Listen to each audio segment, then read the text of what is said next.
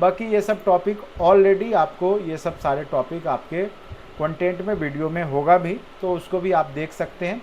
और टेस्ट जब भी आपने लगाया होगा बिहार स्पेशल में, तो उसमें भी इस तरह के प्रश्न आपको दिखाई दिए होंगे और आपने बनाया भी होगा, उम्मीद करते हैं।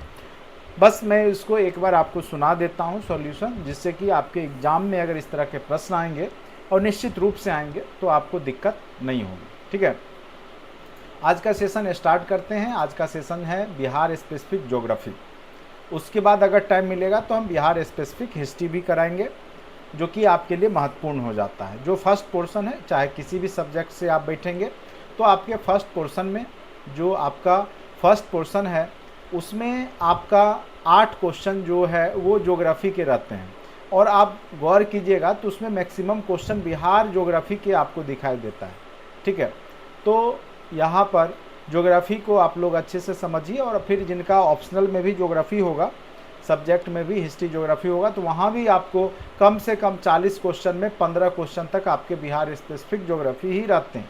कई बार तो 20 भी क्वेश्चन बिहार ज्योग्राफी के ही पूछ दिए जाते हैं।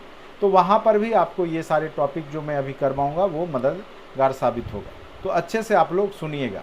चलिए, सबसे पहला क्वेश्चन है 2011 की जनगणना के अनुसार, जो आपका बिहार जनगणना रिपोर्ट है 2011, मैं सभी लोग को बता देता हूं कि यहाँ से आपके 2 क्वेश्चन निश्चित रूप से रहेंगे।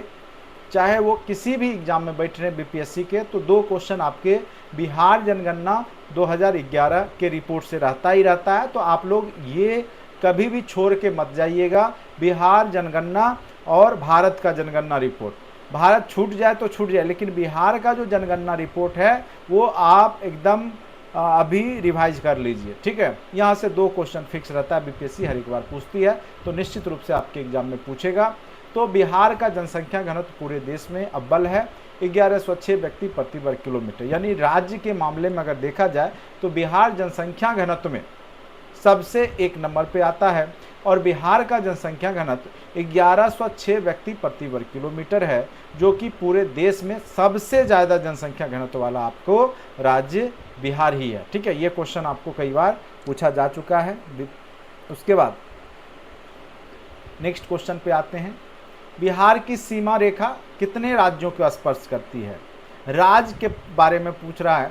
अगर आप पढ़े होंगे बिहार का सीमा, और हमने आपको बहुत अच्छे से एक वीडियो में पूरा बिहार के बेसिक स्ट्रक्चर, बिहार के हिस्ट्री, बिहार के प्रथम को पढ़ाया है बिहार स्पेशल में। आपने इधर भी हमने यूट्यूब पे भी वीडियो डाला था, तो जो लोग नहीं देखें तो एक बार अच्छे से ज़रूर देख लीजिएगा। उस टॉपिक से भी 3 क्वेश्चन एकदम फिक्स रखिएगा, आपके बीपीएससी में आएगा ही आएगा। ठीक है, तो इधर तो आपका नेपाल है, तो ये राज्य नहीं, ये क्या है, एक देश है, तो इसको हम श्रेणी में नहीं रखेंगे। इधर आपका यूपी है, उत्तर प्रदेश है, इधर आपका झारखंड है, और इधर आपका पश्चिम बंगाल है। तो कितना हो जाएगा, पश्चिम बंगाल है, तो इधर कितने राज्य हो जाएंगे? तो राज्यों की संख्या कितना हो जाएगा, बिहार के पड़ोसी राज्यों की संख्या, तो ये हो जाएगा आपका 3। तो एग्जैक्ट आंसर क्या हो जाएगा, बिहार के पड़ोसी राज्यों की संख्या कितनी है, तो ये आपका कितना हो जाएगा, तो 3 हो जाएगा, एकदम याद रखिएगा। ठीक है, चलिए, ये सब बहुत अच्छे से हमने डिस्क्राइब किया हुआ है। कितने ज़िले कितने झारखंड से टच होते हैं, कितने नेपाल से होते हैं, कितने यूपी से होते हैं, कितने पश्चिम बंगाल से होते हैं, ये सब सारा उस वीडियो में आपको अच्छे से कवर किया हुआ है। तो वो भी वीडियो आप लोग ज़रूर देख लीजिएगा, और उसके नोट्स भी आपको कंटेंट में बिहार स्पेशल में आपको दिखाई देगा। ज़रूर रिवीजन ज़रूर करके जाइएगा। मैं फिर से आपको व्हाट्सएप ग्रुप में उसको भेज दूंगा। निश्चित रूप से 3 क्वेश्चन गारंटेड उस 2 पेज से आ जाएगा, आपको एकदम फिक्स रखिएगा। नहीं आएगा तो आप हमको एग्जाम के बाद बोलिएगा कि नहीं आया। 3 क्वेश्चन फिक्स रहता है आपके, जो 2 पेज का है, मैं आपको अभी व्हाट्सएप ग्रुप में क्लास होने के बाद मैं भेजूंगा, उसको आप लोग जरूर रीड कर लीजिएगा। ठीक है, देखिए बीपीएससी क्या है ना कि अगर आप तरीका से पढ़ेंगे और कहाँ कहाँ से क्वेश्चन पूछा जाता है उस पर अगर आप फोकस करेंगे तो निश्चित रूप से आप सफल होइए। ठीक है, अल बल पढ़ रहे हैं, मेहनत भी फाजुल ज़्यादा हो जाएगा और होगा भी नहीं। इसीलिए जो जो टॉपिक मैं बोल रहा हूँ, जहाँ जहाँ से क्वेश्चन आएंगे, आप एग्ज़ाम दे के आइए, आप मेरा वीडियो सेव कर लीजिए, और उसके बाद में आप बोलेंगे, मैं फिर आपको दिखा दूंगा, देखिए ये सब क्वेश्चन यहाँ से आया है। ठीक है, चलिए नेक्स्ट क्वेश्चन, बिहार में जिलों की संख्या कितनी है? ये सभी लोग को पता है, इसको बताने की आवश्यकता तो जनरली नहीं है, लेकिन फिर भी क्वेश्चन है यहाँ पे। तो 38 जिला बिहार में हैं। ठीक है, एक प्रस्तावित जिला बाढ़ है। अभी कई लोग 39 मार के आ जाते हैं, तो वो प्रस्तावित है बाढ़, जो पटना से अलग हट करके बाढ़ जिला बनेगा, लेकिन अभी बना नहीं है, इसलिए 38 जिला ही हम लोग अभी काउंट करेंगे। उम्मीद करते हैं कि आप लोग जुड़ गए होंगे और आप लोग निश्चित रूप से सारे वीडियो को रिवीजन करते रहिए। कंटेंट में ऑलरेडी कोर्स कंप्लीट हो चुका है, अब ज़्यादा पढ़ने की आपको आवश्यकता नहीं है, बल्कि आप जितना पढ़ें उसको रिवीजन करने की आवश्यकता है, केवल रिवीजन और कुछ नहीं।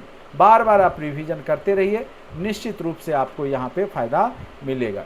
किस राज्य का राजकीय पक्षी गौरैया है? ठीक है, किस राज्य का राजकीय पक्षी गौरैया है? तो याद रखिएगा वो है आपका बिहार। बिहार का राजकीय पक्षी कौन सा है? तो गौरैया ही है। ठीक है, गौरैया बिहार का राजकीय पक्षी है। बिहार कोकिला किसे कहा जाता है? तो बिहार की कोकिला, अगर देश कोकिला कहा जाए भारत की कोकिला, तो सरोजनी नायडू को कहा गया है। जबकि अगर बिहार की कोकिला की बात करें तो याद रखिएगा शारदा सिन्हा, जो छठ मैया का गीत आप लोग जनरली सुनते होंगे, वो शारदा सिन्हा ने ही गाया है। और उनके गाना के बगैर जो है पूरा छठ अधूरा सा आपको लगेगा। ठीक है, चूँकि बचपन से आप सुनते आ रहे हैं शारदा सिन्हा का वो गीत, तो बहुत ही मतलब कह सकते हैं एक सुरीली आवाज़ में इन्होंने एक लोक संस्कृति के रूप में जो गाना गाया है, वो बहुत ज़्यादा बिहार को प्रतिनिधित्व भी देता है कई जगह। तो बिहार कोकिला किसे कहा जाता है?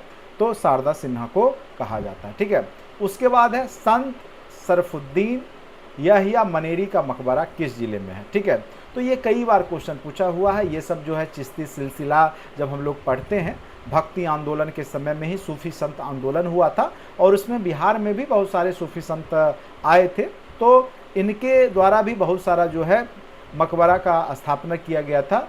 ठीक है, तो मनेरी, जो सरफुद्दीन मनेरी का जो मकबरा है वो आपका पटना जिला में है। कहाँ पे है?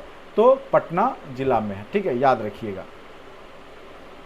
बिहार में प्रखंडों की संख्या कितनी है? ये सब बेसिक क्वेश्चन, एकदम भूलने वाला नहीं, ये सब एकदम याद रखिएगा।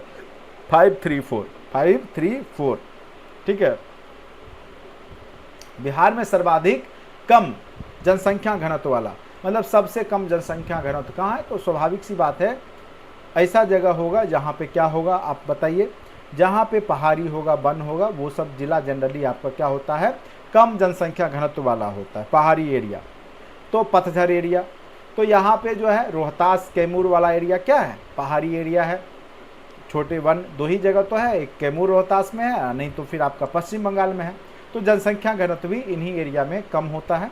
तो आप कुछ क्वेश्चन जो होगा आप अपने ब्रेन का यूज करके, कॉमन सेंस का यूज करके भी बनाइएगा। हो सकता है सभी क्वेश्चन आपको पता नहीं हो, लेकिन भौगोलिक रूप से आप चूँकि बिहार के वासी हैं तो आपको हर एक जिला के बारे में थोड़ा बहुत जानकारी होता है। तो चिंतन कीजिएगा तो आप एग्जैक्ट आंसर निकाल लीजिएगा। ठीक है, तो निश्चित रूप से एक एक प्रश्न आप सही बना सकते हैं, बशर्ते थोड़ा सा आपको क्या होगा, अपना कॉमन सेंस का भी प्रयोग करना होगा।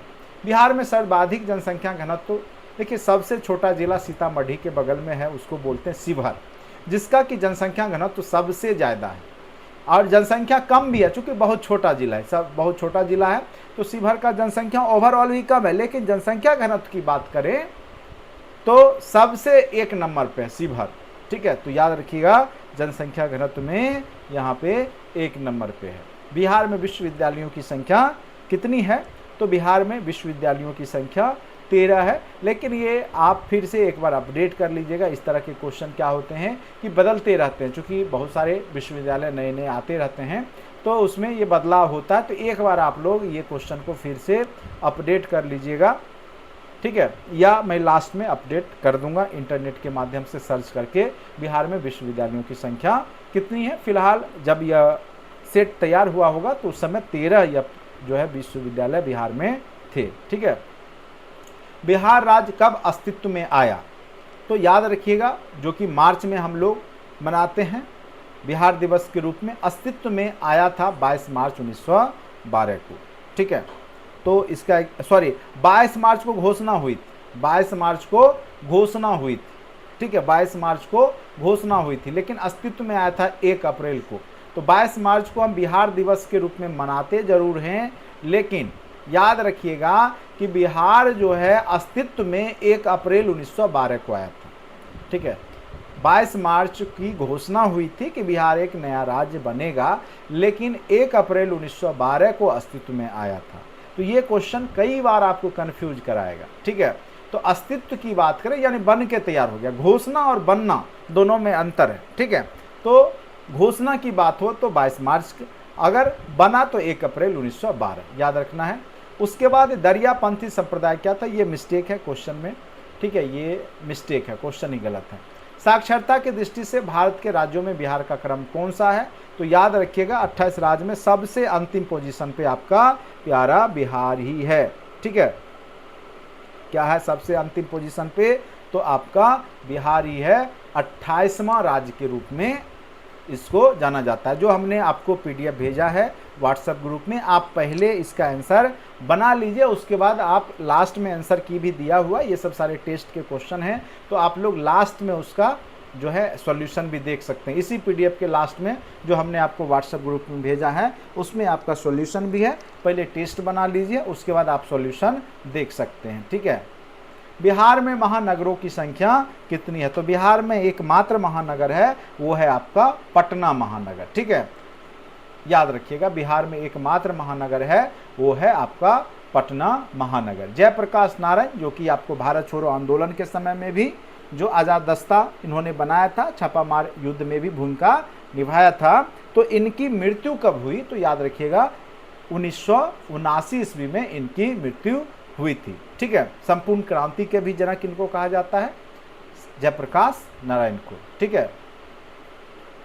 लोकनायक भी इनको कहा जाता है, तो लोकनायक की भी उपाधि किसको दिया गया है, लोकनायक, लोकनायक की उपाधि किसको दिया गया है, तो याद रखिएगा जयप्रकाश नारायण। ये भी क्वेश्चन कई बार। उसके बाद भारत छोड़ो आंदोलन में सक्रिय भूमिका निभाया था इन्होंने। आज़ाद दस्ता भी इनके द्वारा शुरुआत किया गया था, और छापामार युद्ध के माध्यम से अंग्रेजों को इन्होंने परेशान भी किया था भारत छोड़ो आंदोलन के दौरान, ठीक है। आज़ादी से पूर्व भी और आज़ादी के बाद भी ये संघर्षशील रहे, और संपूर्ण क्रांति की भी शुरुआत जयप्रकाश नारायण के द्वारा ही किया गया था, ठीक है। उसके बाद है नेक्स्ट क्वेश्चन पे आते हैं। ये क्वेश्चन, बिहार का वो प्रथम व्यक्ति जिन्हें मरणोपरांत अशोक चक्र से नवाजा गया, वो व्यक्ति कौन थे। अशोक चक्र खास करके वीर पुरुष को दिया जाता है जो युद्ध में शहीद हो जाते हैं, उनका नाम है रणधीर वर्मा, जिनको कि मरणोपरांत अशोक चक्र से पुरस्कृत किया गया था, ठीक है। बिहार का सबसे लंबा रेल पुल कौन सा, तो आपको पता ही होगा, गंगा नदी पर एक रेल पुल बोला, ऐसे पुल बोलेगा तो आपका महात्मा गांधी सेतु है जो कि गंगा नदी पे है, लेकिन अगर रेलवे पुल बोलेगा डेरी ऑन सोन नदी पे जो है वो सबसे लंबा रेलवे पुल है सोन नदी पे, ठीक है। किस नदी पे है, तो वो सोन नदी पे है। अगर आपको सीधे पुल पूछे तो वो गंगा नदी पे महात्मा गांधी सेतु पुल जो है आपको पटना और हाजीपुर को जो जोड़ता है वो सबसे लंबा पुल है, ठीक है। तो दोनों में अंतर है, एक रेलवे पुल और ये सामान्य पुल, दोनों में अंतर है, इस बात को भी आप लोग ध्यान देंगे। देखिए प्रश्न को आराम से पढ़ेंगे, भले आप सॉल्यूशन तेजी से कीजिएगा, लेकिन प्रश्न पढ़ने में आप लोग जल्दीबाजी नहीं करेंगे एग्जाम में। सबसे पहला आपका जो मूल मंत्र है कि प्रश्न पढ़ने में आपको जल्दीबाजी नहीं करना है, प्रश्न को चिंतन करना है, और उसके बाद आप वहाँ पे अच्छे से पढ़िएगा। प्रश्न पढ़ने में कोई जल्दीबाजी नहीं होनी चाहिए, बनाने में जितना जल्दीबाजी करना होगा कीजिएगा, लेकिन प्रश्न पढ़ने में जल्दीबाजी नहीं होनी चाहिए। और आपके पास एक डी और ई ऑप्शन भी है, एक से अधिक इनमें से कोई नहीं, उस पर भी चिंतन करना है। और जिस को प्रश्न पे आपको फर्स्ट माइंड स्ट्राइक करेगा कि ये आंसर सही है, कोशिश कीजिएगा कि उसी को हम कलर करें, ठीक है। वो आपका ज़्यादा सही होने की संभावना बनी रहती है उस तरह के प्रश्न, ठीक है। विश्व का प्रथम योग विश्वविद्यालय बिहार में कहाँ, विश्व का पूरे विश्व लेवल पे अगर पहला योग विश्वविद्यालय की स्थापना हुई तो आपका मुंगेर योगपीठ जो है आपका मुंगेर में इसकी स्थापना हुई थी। ये सब प्रश्न बार बार बीपीएससी द्वारा पूछे जाते हैं, इस तरह के प्रश्न पूछे जा सकते हैं आपके एग्जाम में। थावा जो तीर्थ स्थल है वो किस जिला में स्थित है, तो याद रखिएगा ये गोपालगंज में थावा महोत्सव मनाया जाता है। ये कई बार करेंट अफेयर्स में भी जब मनाया जाता है तो क्वेश्चन करेंट अफेयर्स के भी तहत से पूछ दिया जाता है। तो गोपालगंज याद रखिएगा, जहाँ सेक्स रेशियो बेहतर है गोपालगंज, जहाँ पे गोपाल हैं कृष्ण हैं वहीं पे थावा जो है महोत्सव मनेगा। और यहाँ पे जो आपका सेक्स रेशियो है महिला और पुरुष का, ठीक है, वो आपका यहाँ पे बेहतर है। सोनपुर का पशु मेला किस जिले में लगता है? तो याद रखिएगा वो जो जिला है प्रॉपर वो क्या कहलाता है, सोनपुर का मेला कहाँ लगता है, तो वो सारण जिले के अंतर्गत आता है। बिहार के किस जिले की गंगा नदी को प्रवेश द्वार माना जाता है? तो याद रखिएगा जो बिहार का जो आपका बक्सर है वो गंगा नदी का प्रवेश द्वार माना जाता है। बिहार के किस जिले को गंगा नदी का प्रवेश द्वार, चलिए तो हो गया। अब बिहार का गांधी किनको कहा जाता है? तो बिहार का गांधी मजरूल हक को कहा जाता है। किसको कहा जाता है बिहार का गांधी? तो मजरूल हक को कहा जाता है। असहयोग आंदोलन के दौरान इन्होंने एक महत्वपूर्ण भूमिका निभाई। बिहार विद्यापीठ की स्थापना में भी इनका योगदान रहा, ठीक है, तो मजरूल हक याद रखिएगा। बिहार के किस नदी को अपवित्र नदी माना जाता है? तो वो है कर्मनाशा। हमने आपको अच्छे से बता रखा है। जब बिहार की नदियाँ, एक नदी से प्रश्न निश्चित रूप से पूछेगा आपको, तो बिहार की किस नदी को अपवित्र नदी माना जाता है? तो कर्मनाशा। माना जाता है कि इस नदी में नहाने से सारा कर्म नाश हो जाता। और ये आपका बिहार और यूपी का जो ये वाला पोर्शन है, ये पोर्शन कौन सा हो गया आपका? तो ये आपका पार्ट हो गया आपका दक्षिण और ये हो गया पश्चिम।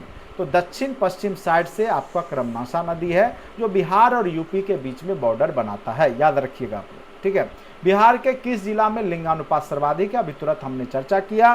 जो सेक्स रेशियो है लिंगानुपात वो सबसे ज़्यादा गोपालगंज में है। जहाँ पे कृष्ण जी हैं वहीं पे महिला सुरक्षित है। अच्छा है, गोपाल मतलब कृष्ण और गोपालगंज याद रखिएगा। आलू शोध संस्थान कहाँ स्थित है? तो ये जितने भी शोध संस्थान से संबंधित प्रश्न पूछे, अगर नहीं पता है तो पटना आप मार दीजिएगा, पटना में ही मैक्सिमम आपको शोध संस्थान दिखेगा। चाय की खेती बिहार के किस जिले में होती है? तो जो आपका बिहार का जो एरिया होगा, कौन सा एरिया होगा? तो ये वाला एरिया होगा, यानी जहाँ वर्षा भी होती होगी, पहाड़ी एरिया भी होगा, तो वहाँ पे चाय की खेती की जा सकती है, जो पश्चिम बंगाल से सटा होगा। तो यहाँ पे किशनगंज। तो ये सब क्वेश्चन जो है आप जो है थोड़ा बहुत कॉमन सेंस से भी बना सकते हैं। तो किशनगंज चाय की खेती के लिए एक जिला जाना जाता है, वो है आपका किशनगंज। बिहार के किस जिले में सर्वप्रथम दूरदर्शन केंद्र की स्थापना हुई थी? तो याद रखिएगा मुजफ्फरपुर। रेडियो केंद्र पटना, लेकिन अगर दूरदर्शन केंद्र की बात करें तो मुजफ्फरपुर में स्थापित हुआ था। राष्ट्रीय चीली शोध संस्थान, चीली बोल रहा हूँ मैं, सॉरी, लीची जो है शोध संस्थान कहाँ पर है? तो याद रखिएगा मुजफ्फरपुर में लीची। मुजफ्फरपुर का लीची भी आपका क्या है? फेमस है। हाजीपुर का क्या? केला। लेकिन हाजीपुर जिला नहीं है, याद रखिएगा, वैशाली जिला में आता है। अब्दुल बारी रेलवे पुल बिहार के किस नदी पे स्थित है? तो अब्दुल बारी जो रेलवे पुल है वो आपका सोन नदी पे स्थित है, ठीक है, डेरी ऑन सोन नदी, ठीक है।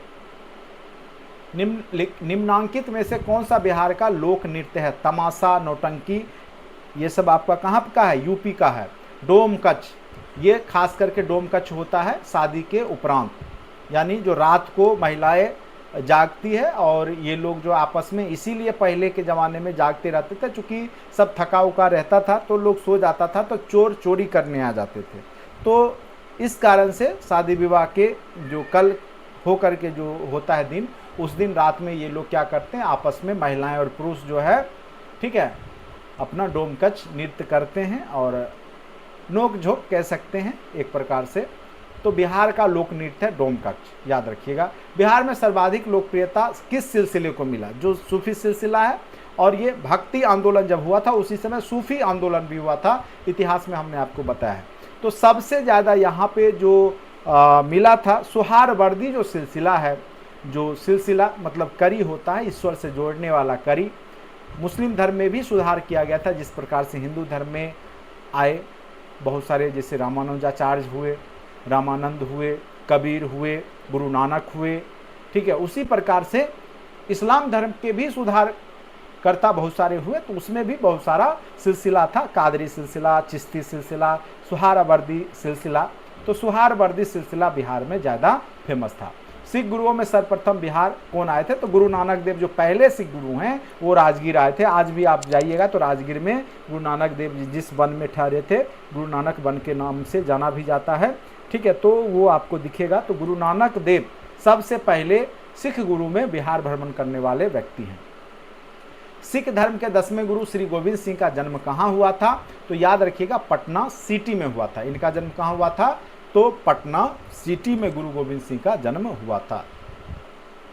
मधुबनी कला, तो आपको पता ही होगा मिथिलांचल का जो एरिया है बिहार में, खास करके दरभंगा या समस्तीपुर कह सकते हैं, ये सब जो एरिया है वहीं पे आपको मिथिलांचल, मिथिला कहलाता है, तो वहीं पे आपको ये फेमस है।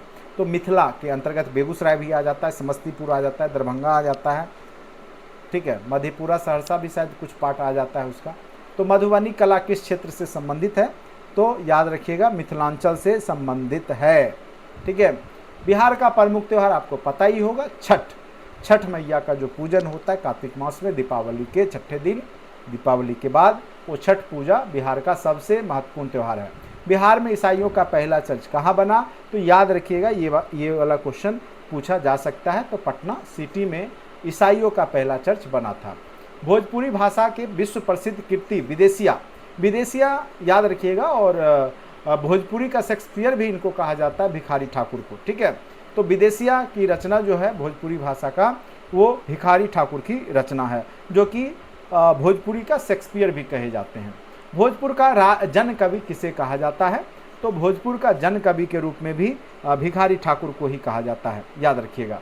भिखारी ठाकुर भोजपुरी का शेक्सपियर भी कहे जाते हैं, ठीक है। बिहार का पहला अंग्रेजी अखबार कौन सा था? ये क्वेश्चन आपको एग्जाम में पूछ भी चुका है। द बिहार हेराल्ड जो है बिहार का पहला अंग्रेजी अखबार था, ठीक है। नालंदा विश्वविद्यालय में शिक्षा का माध्यम क्या था? तो वहाँ पे पाली भाषा, और गौतम बुद्ध भी पाली भाषा में उपदेश देते थे। और नालंदा विश्वविद्यालय की स्थापना कुमारगुप्त के समय में हुई थी, ठीक है, 5वीं सदी के आसपास, ठीक है, 455 ईस्वी सन में, ठीक है। पटना कलम संबंधित है, क्या चीज़ से संबंधित है? तो ये एक प्रकार का चित्रकला से संबंधित है, याद रखिएगा पटना कलम, ठीक है। उसके बाद है पटना कलम के महत्वपूर्ण चित्रकार कौन थे? तो सेवक राम जो है पटना कलम के प्रसिद्ध चित्रकार थे, याद रखिएगा पटना कलम के प्रसिद्ध चित्रकार कौन थे? तो सेवक राम। पटना कलम शैली संबंधित, ये आपको हमने बिहार स्पेशल बहुत अच्छे से बताया हुआ है, ठीक है। संबंधित चित्रकार कौन है? तो याद रखिएगा संबंधित जो यहाँ पे है तो हुलास लाल, जयराम दास, तो इसमें सभी हो जाएगा, उपयुक्त सभी, ठीक है।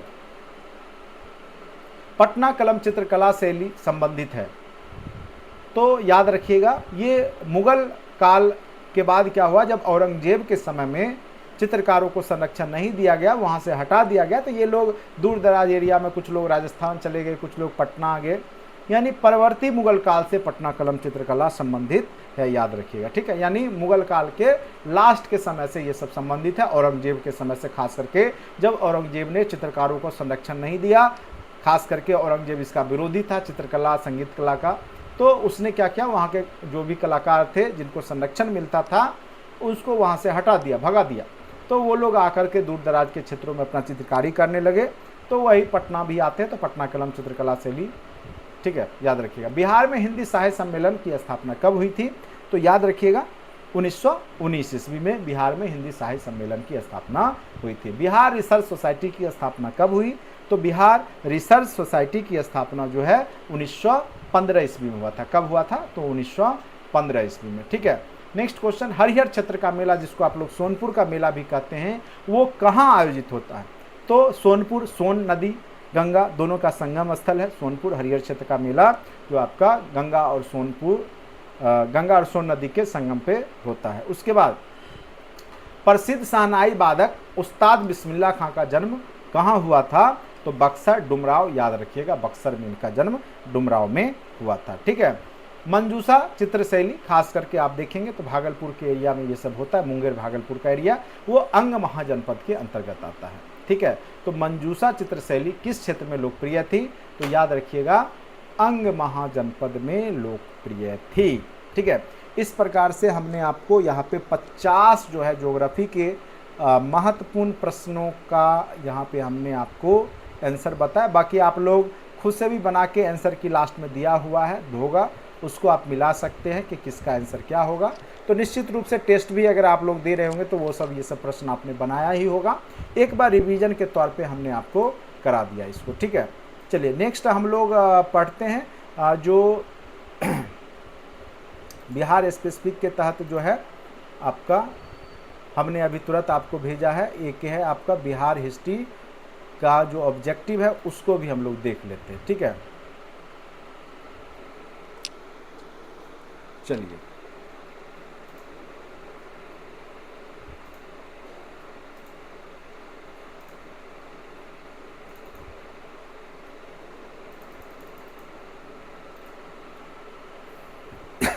मैं इसीलिए करवा रहा हूँ, हो सकता है 2-4 प्रश्न आपके डायरेक्ट इस तरह के आ जाए जो आपको फ़ायदा मिल जाएगा।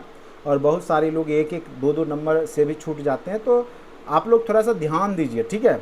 अभी अभी आपके पास जो भी लोग HM का है उनके पास तो अब टाइम नहीं है, लेकिन जो लोग बैठेंगे अगले मंथ में उनके पास बहुत पर्याप्त टाइम है। अभी भी अगर आप क्रैश कोर्स से नहीं जुड़े हैं, बहुत लोग यूट्यूब पे ही देखते हैं, आप जुड़ सकते हैं। वहाँ पे आपको PDF टेस्ट और वीडियो लेक्चर सारा कंटेंट में अवेलेबल है, जिसमें कि आपको हमने मैथ पूरा करवा रखा है, रीजनिंग करवा रखा है, आप उसको देख करके सीख सकते हैं। बहुत ही ईजी लैंग्वेज में हमने आपको सारा कुछ करवाया है, तो निश्चित रूप से आपको फ़ायदा मिलेगा, ठीक है। तो जो लोग अभी तक नहीं जुड़े हैं तो वो भी जुड़ सकते हैं, और ज़्यादा फीस नहीं है, मात्र 599 में ही आपको कोर्स से जोड़ा जा रहा है। तो अभी भी मौका है, 1 महीना टाइम है, आप जुड़ के देखिए, निश्चित रूप से आपको फ़ायदा मिलेगा। अगर मेरे पढ़ाने से अगर आप 10-15 नंबर भी इंक्रीज कर लेते हैं तो निश्चित रूप से आप रिजल्ट में रहेंगे, ठीक है। तो ज़्यादा फीस नहीं है, आप जुड़ सकते हैं। चलिए, मगध साम्राज्य में कलिंग को सर्वप्रथम किस शासक ने विलय किया था, ठीक है। देखिए, शुरुआती दौर की बात करें तो वहाँ पद्मनंद जो है मगध साम्राज्य को यहाँ पर मिलाया था, लेकिन फिर आगे चल करके अशोक के समय में भी कलिंग के साथ युद्ध होता है, क्योंकि कलिंग बीच में स्वतंत्र हो जाता है, ठीक है। लेकिन यहाँ पूछ रहा है कि प्रथम शासक कौन था जिसने कलिंग को मगध महाजनपद में मिलाया था, तो वो महापद्मनंद था। नंद वंश का संस्थापक है महापद्मनंद, उसने कलिंग को पहले मिलाया था, लेकिन बाद में आगे चल के कलिंग फिर स्वतंत्र हो जाता, फिर अशोक के समय में आपका कलिंग के साथ युद्ध होता है, आपको पता होगा। तो लेकिन पहला जो मिलाने का कार्य जो है महापद्मनंद ही किया था, इसलिए इसका आंसर महापद्मनंद हो जाएगा। बिहार क्षेत्र की चर्चा सर्वप्रथम किस वेद में मिलता है, तो याद रखिएगा शतपथ ब्राह्मण एक ग्रंथ है वैदिक सभ्यता का, उसमें बिहार की चर्चा सर्वप्रथम मिलता है, ठीक है। नेक्स्ट क्वेश्चन पे आते हैं, निम्नलिखित में से किस विदेशी यात्रा ने बिहार की यात्रा की थी। तो देखिए, बिहार की यात्रा करने वाला जो विदेशी है, तो एक तो आपको यहाँ पे आकर के बिहार में रहा भी, लेकिन फाहियान मेगास्थनीज भी, चूँकि मगध जो चंद्रगुप्त मौर्य के समय में आगे आके रहता है मेगास्थनीज, ठीक है, तो वो भी आया, वेनसांग भी आया है और फाहियान भी आया, ठीक है, चंद्रगुप्त द्वितीय के समय में आया। उसके बाद आपका वेनसांग भी जो है नालंदा विश्वविद्यालय में आया है। तो निश्चित रूप से यहाँ पे इसका एग्जैक्ट आंसर हो जाएगा उपरोक्त सभी, ठीक है।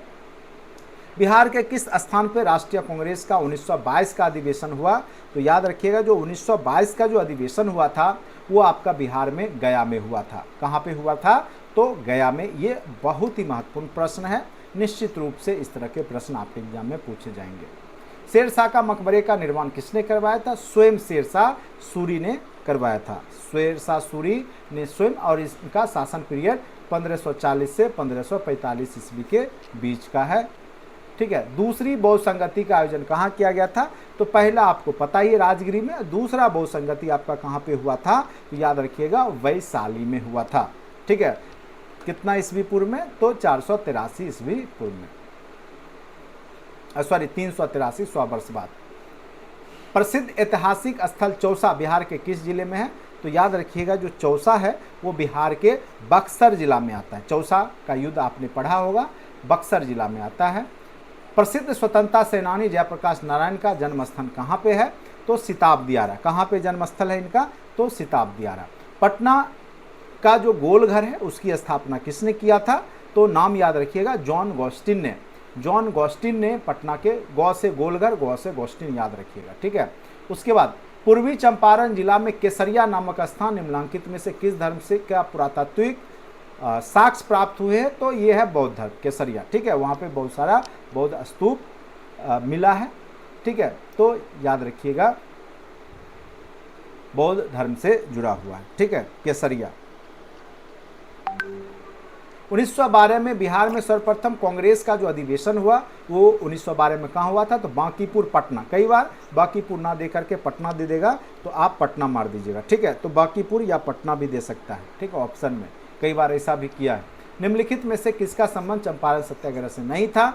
जयप्रकाश नारायण का संबंध था? नहीं था। इनका तो संबंध भारत छोड़ो से है, तो इनका संबंध नहीं। राजेंद्र प्रसाद अनुग्रह नारायण सिंह का है चंपारण सत्याग्रह से, ब्रजकिशोर प्रसाद जी का भी है। ठीक है, केवल जयप्रकाश नारायण का संबंध यहाँ पे भारत छोड़ो आंदोलन से नहीं है। गांधी जी किसके आग्रह पर चंपारण आए थे? तो राजकुमार शुक्ल के आग्रह पर। किसके आग्रह पे? तो गांधी जी राजकुमार शुक्ल ने आग्रह किया था 1916 में लखनऊ अधिवेशन में, तब गांधी जी आए थे। ठीक है, 1942 के आंदोलन के दौरान बिहार के किस जिले का कुख्यात जिला घोषित किया गया था? तो याद रखिएगा जो कुख्यात जिला के रूप में जो बिहार का सारण जिला घोषित किया गया था। ठीक है, 1942 के भारत छोड़ो आंदोलन के दौरान। बिहार में धातु प्रस्तर युगीन अवशेष कहाँ से मिले हैं? धातु प्रस्तर युगीन यानी आपको पता होगा धातु युग जो आपको 3000 ईस्वी पूर्व के आसपास आता है, तो वो कहाँ से मिले? प्रस्तर युगीन जो अवशेष हैं धातु प्रस्तर युगीन वो आपको कहाँ से मिले हैं? तो याद रखिएगा चंपारण से, लोरिया नंदनगढ़, रामपुरवा, यानी यहाँ आंसर हो जाएगा उपयुक्त, सभी जगह से आपके मिले हैं। पाल शासकों के बारे में जानकारी कहाँ से मिलती है? जो कि बंगाल के शासक हुआ करते थे। ठीक है, पाल शासकों के बारे में सर्वप्रथम जो जानकारी मिलती है देवपाल के मुंगेर अभिलेख से, नारायण पाल के भागलपुर, तो ये सभी से, ये इसका एग्जैक्ट आंसर क्या हो जाएगा? उपरोक्त सभी जगह से इसके बारे में जानकारी मिलती है। बिहार के लिए सर्वाधिक प्राचीन साहित्यिक स्रोत कौन सा है? तो अगर अथर्ववेद, आरण्यक, उपनिषद और सामवेद लिखा रहे, ठीक है, तो यहाँ पे इसका एग्जैक्ट आंसर हो जाएगा आपका अथर्ववेद से बिहार के प्राचीन समय के बारे में जानकारी मिलती है। ठीक है, बिहार में स्थित महाजनपदों के बारे में जानकारी कहाँ से मिलती है? तो बिहार के जो महाजनपद हैं, ठीक है, चाहे अंग हो, चाहे वज्जी हो, चाहे मगध हो, तो इसके बारे में जो जानकारी मिलती है वो आपके अंगुत्तर निकाय से मिलता है। ठीक है, बौद्ध ग्रंथ का अंगुत्तर निकाय है वहीं से। बिहार में बड़े पैमाने पर उत्खनन कार्य करने वाला, प्राचीन स्थल की खोज करने वाले पुरातत्वविद कौन थे? याद रखिएगा बिहार में उत्खनन करने वाले बहुत ज़्यादा जगहों की उन्होंने खोज किया है, वो थे कनिंघम। कौन थे? तो कनिंघम थे। ठीक है, नालंदा स्थित बड़ा गांव, नालंदा महाविहार का पता किसने लगाया था? तो इसका भी पता जो लगाया है वो मैकेंजी ने, सॉरी इसका पता किसने लगाया है? तो मैकेंजी ने इसका पता लगाया है। पुरातत्ववेता जो हैं कनिंघम, बिहार की खोज की केसरिया, लोरियारीराज, बसाड़, तो उपरोक्त सभी की खोज जो है कनिंघम ने ही किया है। ठीक है, विदेह के राजा जनक ने निष्क जो कि स्वर्ण और सतनाम उपहार में दिए, जो सिक्का था निष्क, वो कहाँ वर्णित है? इसके बारे में किस उपनिषद या किस ग्रंथ में वर्णित है? तो याद रखिएगा बृहदारण्यक उपनिषद में इस बात की चर्चा की गई। कहाँ पे किया गया? विदेह के राजा जनक के बारे में। देखिए जनक एक पोस्ट था, राजा को जनक कहा जाता था। ठीक है, तो राजा जनक का जो स्वर्ण और सतनाम उपहार में दिए गए हैं उसका वर्णन बृहदारण्यक उपनिषद में किया गया है। बिहार में प्राप्त मौर्य अभिलेख की लिपि कौन सी है? तो जो भी मौर्य अभिलेख है उसकी लिपि याद रखिएगा, उसकी लिपि कौन सी है? तो ब्राह्मी लिपि। खास करके जो अशोक का मैक्सिमम जो अभिलेख है मौर्य वंश का वो ब्राह्मी लिपि में ही है। ऐसे तीनों लिपि उस समय उपयोग किया गया है लेकिन ब्राह्मी में ज़्यादा है। ठीक है, मुल्ला बहबहानी कहाँ के यात्री थे? तो मुल्ला बहबहानी जो थे वो ईरान से आए थे। कहाँ से आए थे? तो ईरान से आए थे। ठीक है, अपसट गया का एक मंदिर है, विष्णुपद मंदिर के बारे में भी आपने सुना होगा, गया में ही है।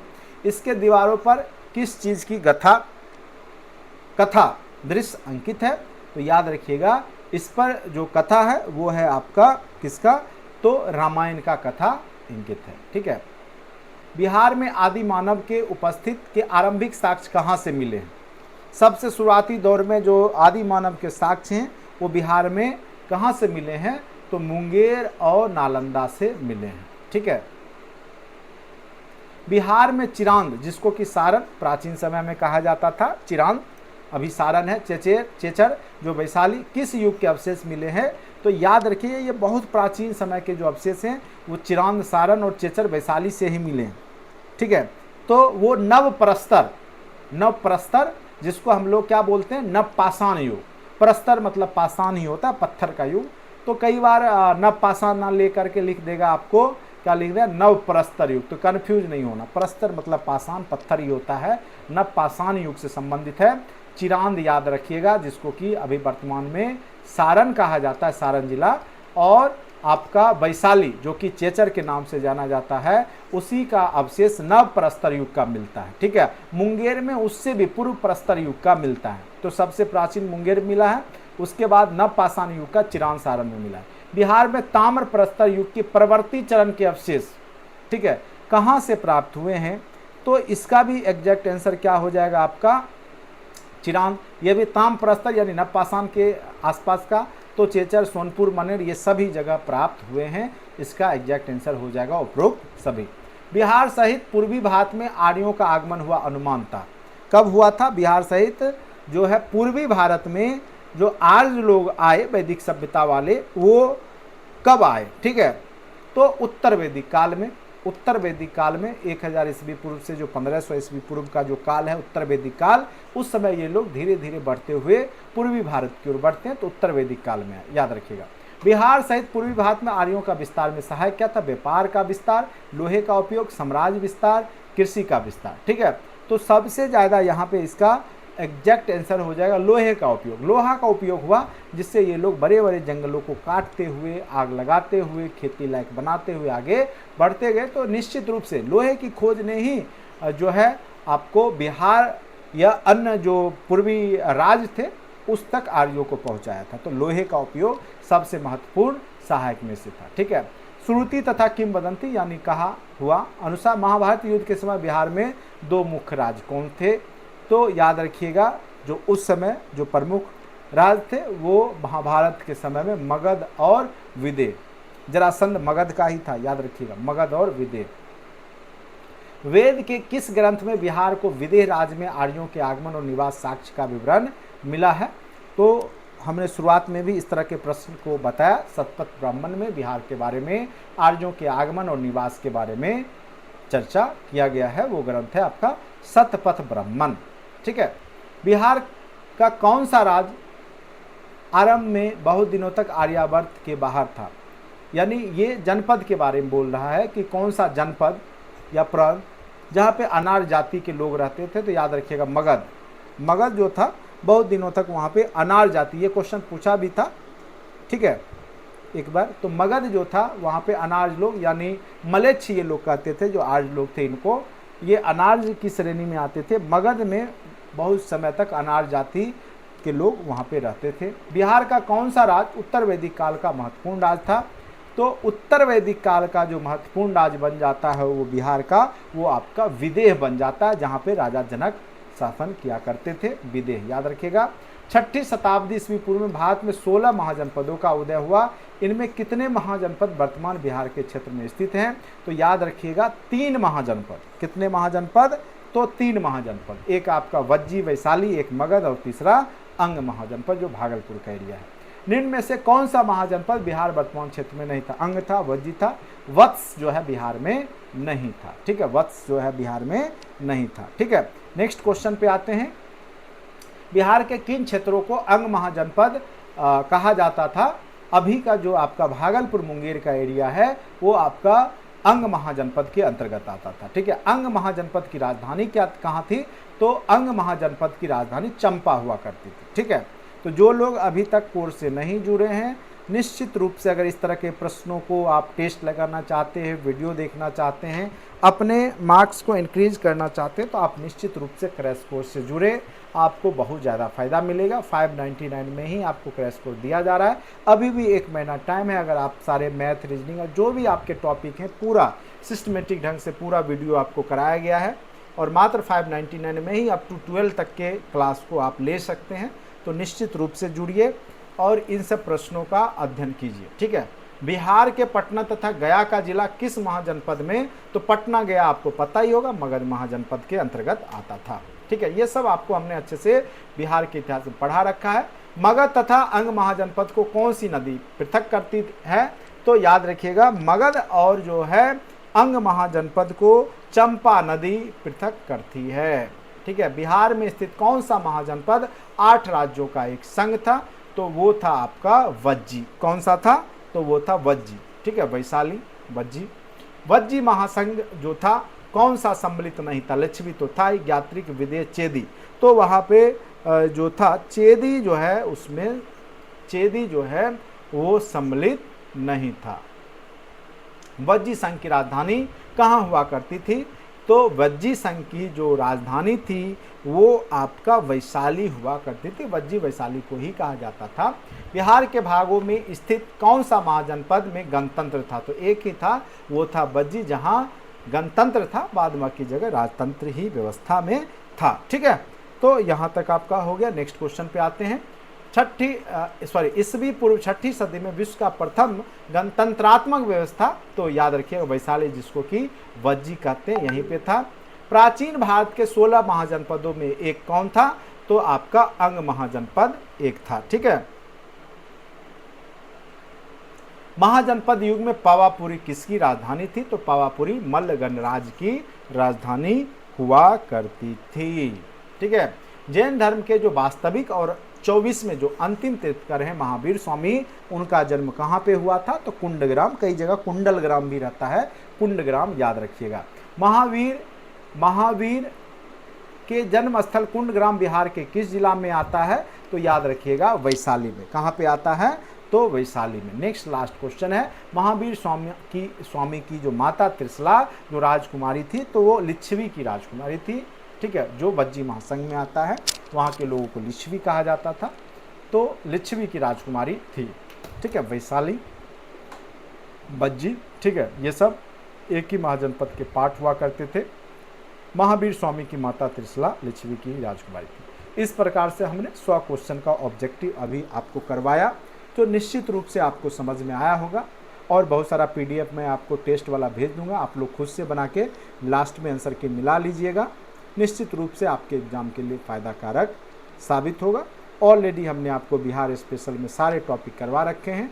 ऑब्जेक्टिव सेशन ये भी आपको हमने करवा रखा है, लेकिन फिर से मैंने आपको करवा दिया, जो कि आपके एग्ज़ाम के लिए क्या हो जाएगा, फ़ायदा कारक हो जाएगा। ठीक है, जो लोग अभी तक कोर्स से नहीं जुड़े हैं, जुड़ना चाहते हैं, तो निश्चित रूप से जुड़ जाइए। अभी भी मौका है, अभी भी टाइम है। मात्र 599 में आपको पूरा कोर्स करवाया जा रहा है। ठीक है, जिसमें हम आपको PDF देते हैं, साथ साथ सारे टॉपिक वाइज PDF है, जो कि एकदम हाई लेवल के PDF है। आपके कमीशन तक के एग्ज़ाम तक के लिए आपको BPSC में भी अगर आप फ्यूचर में पढ़ना चाहते हैं, BPSC प्रशासनिक सेवा के लिए, तो वहाँ भी आपको पूरा मददगार साबित होगा। साथ साथ आपको जो है वीडियो लेक्चर पूरे टॉपिक वाइज आपको दिए जाते हैं, रिकॉर्डेड सेशन, और साथ साथ आपके टेस्ट सीरीज भी आपको दिए जाते हैं, जिससे कि आप मॉक टेस्ट लगा सकते हैं। ठीक है, तो निश्चित रूप से आपको हमारा कोर्स फ़ायदा करेगा। बस ऐप डाउनलोड कर लीजिए, जो कि डिस्क्रिप्शन बॉक्स में लिंक दिया जाता है, और साथ साथ आप ऐप डाउनलोड करके स्टोर में जाके क्रैश कोर्स को बाय कर सकते हैं 599 में। ठीक है, तो इस वीडियो लेक्चर में इतना ही आज के लिए। चलिए, धन्यवाद।